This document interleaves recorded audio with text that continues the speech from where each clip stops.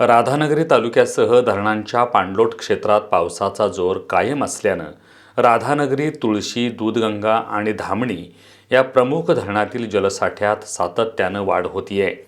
राधानगरी धरण 71.58% भरलं असून धामणी धरणातून 3,545 क्युसेक्स पाण्याचा विसर्ग सुरू असल्यानं नदीकाठच्या लोकांनी सतर्क राहण्याचं आवाहन प्रशासनानं केलंय. राधानगरी तालुक्यासह धरणांच्या पाणलोट क्षेत्रात 2 दिवसांपासून मुसळधार पाऊस सुरू आहे. जोरदार पावसामुळे धरणात येणाऱ्या पाण्याची आवक वाढली आहे. गेल्या 8 तासात राधानगरी पाणलोट क्षेत्रात 48 मिलीमीटर, तुळशीत 32 मिलीमीटर, दूधगंगेत 14 आणि धामणीत 30 मिलीमीटर पावसाची नोंद झाली आहे.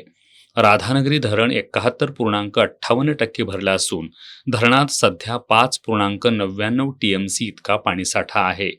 तुळशी धरण 59.48% तर दूधगंगा धरण 37.94% भरलंय.